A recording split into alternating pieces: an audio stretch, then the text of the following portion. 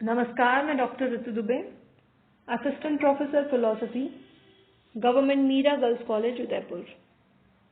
आज मैं BA second year philosophy के फर्स्ट पेपर लॉजिक तर्कशास्त्र को पढ़ाऊंगी और आज हम अध्ययन करेंगे मानक निरपेक्ष न्याय वाक्य की अवस्था और आकृति का mood and figure of the standard form categorical syllogism. तर्कशास्त्र से संबंधित अपने पिछले वीडियो में मैंने स्पष्ट किया था कि मानक निरपेक्ष न्याय वाक्य किसे कहते हैं। एक बार फिर से संक्षेप में आपको अगर बताऊं तो सबसे पहले तो न्याय वाक्य वो युक्ति है जिसमें दो आधार वाक्यों से एक निष्कर्ष का निगमन किया जाता है। फिर निरपेक्ष न्याय वाक्य वह युक्ति है जिसमें तीन निरपेक्ष तर्क वाक्य होते हैं, यानी तीन कैटेगोरिकल प्रपोजिशंस होते हैं। इन तीनों तर्क वाक्यों में कुल मिलाकर तीन ही पद होते हैं, तीन टर्म्स होती हैं उसमें, और प्रत्येक जो पद होता है वो दो तर्क वाक्यों में आता है। फिर न्याय वाक्य उस समय मानक आकार में होता है जब इसके सभी आधार वाक्य और निष्कर्ष मानक आकार के निरपेक्ष तर्क वाक्य हों, और साथ ही एक और शर्त है कि वे एक विशिष्ट क्रम में व्यवस्थित भी हों। फिर उस विशिष्ट क्रम पे भी हमने बात की थी और उसी दौरान हमने ये जाना था कि निरपेक्ष न्याय वाक्य में जो तीन पद होते हैं वो एक है मुख्य पद, अमुख्य पद दूसरा, और तीसरा है मध्यम पद। हमने ये भी जाना था कि मुख्य और अमुख्य पद को कैसे पहचानेंगे आप और मध्यम पद को कैसे पहचानेंगे, और फिर ये भी कि मुख्य पद जिसमें आएगा वो मुख्य आधार वाक्य होगा और उसका कथन पहले होगा, अमुख्य पद जिसमें आएगा वो अमुख्य आधार वाक्य होगा और उसका कथन फिर द्वितीय प्रकार से होगा, और सबसे अंत में निष्कर्ष उसका कथन किया जाएगा। तो इस प्रकार से हमने निरपेक्ष न्याय वाक्य की क्या अनिवार्य शर्तें हैं, किसी न्याय वाक्य को आप कब मानक आकार का निरपेक्ष न्याय वाक्य कह सकते हैं, उन शर्तों पे हमने बात की थी। आज उसी क्रम में बात को आगे बढ़ाते हुए हम स्पष्ट करेंगे कि मानक निरपेक्ष न्याय वाक्य की अवस्था और आकृति क्या है। दरअसल अगर आपसे पूछा जाए कि किसी मानक निरपेक्ष न्याय वाक्य का आकार को स्पष्ट कीजिए तो आप कैसे बताएंगे? उसका जो आकार है, उसका जो फॉर्म है, वो बनता है उसकी अवस्था और उसकी आकृति को मिला के। अवस्था यानी मूड और आकृति यानी फिगर। तो सबसे पहले हम देखते हैं कि मूड को आप कैसे पहचानेंगे, उसकी अवस्था कैसे पहचानेंगे।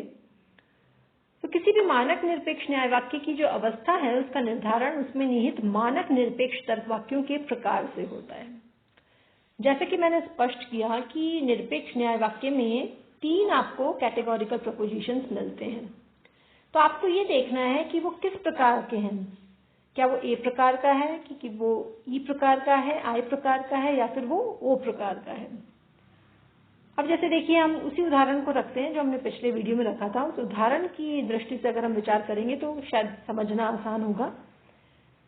उदाहरण है कि कोई निरपेक्ष न्याय वाक्य है जिसका पहला आधार वाक्य है कोई गांधीवादी हिंसक नहीं है, दूसरा आधार वाक्य है सभी अत्याचारी हिंसक हैं, और फिर निष्कर्ष है कोई अत्याचारी गांधीवादी नहीं है। अब ये जो मानक निरपेक्ष न्याय वाक्य का एक बहुत ही बढ़िया उदाहरण है, इसमें आप देखिए कि पहला जो आधार वाक्य है वो किस प्रकार का है। निरुपाधिक तर्क वाक्य, क्या वो ए प्रकार का है, ई प्रकार का है, आई प्रकार का है, या ओ प्रकार का है। कैसे पहचानेंगे आप जानते हैं, आप पढ़ चुके हैं। कोई गांधीवादी हिंसक नहीं है, नो एसएसपी, ये ई प्रकार का है। फिर दूसरा जो आधार वाक्य है सभी अत्याचारी हिंसक हैं, ये ए प्रकार का है जो कहता है ऑल एसएसपी। पुनः जो निष्कर्ष है कोई अत्याचारी गांधीवादी नहीं है, ये ई प्रकार का है क्योंकि ये भी नो एसएसपी प्रकार का है। तो इस प्रकार ये जो उदाहरण है इसमें अगर आपसे पूछूं कि इसकी अवस्था या मूड क्या है तो आप ऐसे जान लीजिए कि इसकी जो अवस्था है वो पहला आधार वाक्य, उसका पहला वो किस प्रकार का है, ई। दूसरा जो आधार वाक्य है वो है ए और निष्कर्ष है ई। तो यही इसकी अवस्था है, ई ए ई। अब हम देखेंगे कि किसी मानक निरपेक्ष न्याय वाक्य की आकृति को आप कैसे पहचानें, वो किस आकृति का है।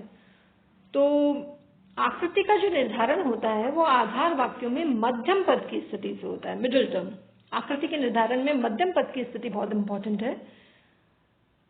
मध्यम पद यानी मिडिल टर्म, जैसा कि मैं पहले स्पष्ट कर चुकी हूं पिछले वीडियो में कि मध्यम पद वो पद होता है जो निष्कर्ष में नहीं आता लेकिन दोनों आधार वाक्यों में आता है।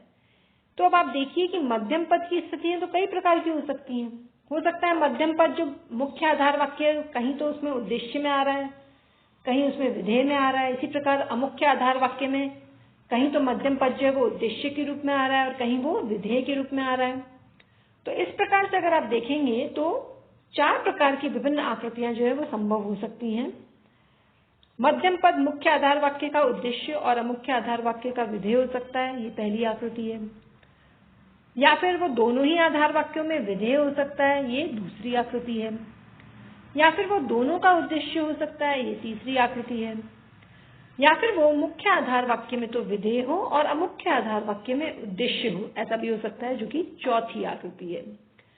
तो मध्यम पद की ये विभिन्न स्थितियां प्रथम, द्वितीय, तृतीय और चतुर्थ आकृतियां बनाती हैं, जैसा कि मैंने आपकी स्क्रीन पे शो भी करा है। पहली आकृति आप देखिए, म वी उ म उ वी। इसका क्या मतलब है कि ये जो पहली आकृति है इसमें मध्यम पद जो है वो आप देखिए, पहला जो आधार वाक्य है उसमें मध्यम पद उद्देश्य के रूप में है और जो दूसरा जो आधार वाक्य है उसमें मध्यम पद विधेय के रूप में है। उद्देश्य के रूप में है, फिर ये विधेय के रूप में है। तो आप देख रहे हैं ये स्थिति, म एक में उद्देश्य के रूप में आ रहा है और एक में विधेय के रूप में आ रहा है। दूसरी आकृति में आप देखिए, जो म है विधेय के रूप में आ रहा है पहले आधार वाक्य में और दूसरे में भी विधेय के रूप में आ रहा है। फिर तीसरे में देखिए आप, म उद्देश्य के रूप में आ रहा है और दूसरे आधार वाक्य में भी वो उद्देश्य के रूप में आ रहा है। चौथे में देखिए आप, मध्यम पद विधेय के रूप में आ रहा है पहले आधार वाक्य में और दूसरे आधार वाक्य में वो उद्देश्य के रूप में आ रहा है ना, विधेय और उद्देश्य के रूप में। तो इस प्रकार से आप देख सकते हैं कि मध्यम पद की यही तो 4 आकृतियां संभव है, उद्देश्य विधेय, विधेय विधेय, उद्देश्य उद्देश्य, विधेय उद्देश्य। तो इस आधार पर प्रथम, द्वितीय, तृतीय और चतुर्थ आकृति बनती है। अब आप देख लीजिए कि ये जो एग्जाम्पल जिस पे हम बराबर विचार कर रहे हैं, कोई गांधीवादी हिंसक नहीं है, सभी अत्याचारी हिंसक हैं, कोई अत्याचारी गांधीवादी नहीं है, ये किस आकृति का है? तो आप सबसे पहले तो इस उदाहरण में जानिए कि मध्यम पद कौन सा है। आप जानते हैं इस उदाहरण में मध्यम पद वो होगा जो निष्कर्ष में नहीं आता लेकिन दोनों आधार वाक्यों में आ रहा है। देखिए, अत्याचारी और गांधीवादी ये तो मध्यम पद नहीं है। गांधीवादी तो है मुख्य पद, है ना, अत्याचारी है अमुख्य पद और जो हिंसक है वो इस उदाहरण में मध्यम पद है। अब ये जो हिंसक जो इस उदाहरण में मध्यम पद है वो दोनों ही आधार वाक्यों में विधेय के रूप में आ रहा है ना। सब्जेक्ट विधेय, सब्जेक्ट उद्देश्य और विधेय प्रेडिकेट, सब्जेक्ट उद्देश्य और विधेय प्रेडिकेट, ये हम बहुत पहले पढ़ चुके हैं अपने पुराने वीडियोस में। तो यहां देखिए जो हिंसक है वो विधेय के रूप में आ रहा है, सब्जेक्ट के रूप में नहीं आ रहा है। ऐसे ही यहां पर भी हिंसक विधेय प्रेडिकेट के रूप में आ रहा है, सब्जेक्ट या उद्देश्य के रूप में नहीं आ रहा। तो आपने देखा कि मध्यम पद जो है इस उदाहरण में विधेय के रूप में है।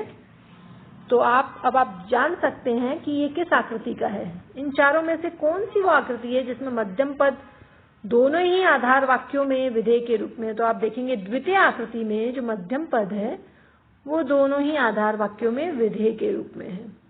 तो अगर आपसे पूछा जाए कि इस उदाहरण में पर्टिकुलर कोई गांधीवादी हिंसक नहीं है, सभी अत्याचारी हिंसक हैं, कोई अत्याचारी गांधीवादी नहीं है, इसमें आकृति कौन सी है, तो आप बता सकते हैं ये द्वितीय आकृति है। और अगर इसके संबंध में पूछा जाए कि ये जो निरपेक्ष न्याय वाक्य का उदाहरण है इसका पूरा आकार बताइए, तो इसका आकार है EAE 2, ऐसे लिखेंगे इसको। EAE तो इसकी मूड है, इसका अवस्था है, हम बात कर चुके हैं। ये तीनों ही जो है किस प्रकार के हैं, E, A और E, है ना। मूड का निर्धारण आप जानते हैं, हम पहले कर चुके हैं, E, A और E। साथ ही ये 2 जो है वो इसकी आकृति को शो कर रहा है। हमने जाना कि मध्यम पद जो है वो विधेय के रूप में है और विधेय के रूप में जहां दोनों आधार वाक्यों में मध्यम पद है तो वो द्वितीय आकृति है। तो इस पूरे जो निरपेक्ष न्याय वाक्य की अगर आकार का पूछा जाए तो इसका आकार जो है वो इसकी मूड और इसकी फिगर से मिलकर बना है और ये इसका पूरा आकार है, EAE 2। तो इस प्रकार से आज हमने जानने का प्रयास किया कि मानक निरपेक्ष न्याय वाक्य की अवस्था को कैसे पहचाने और उसकी आकृति को कैसे पहचाना जा सकता है। धन्यवाद।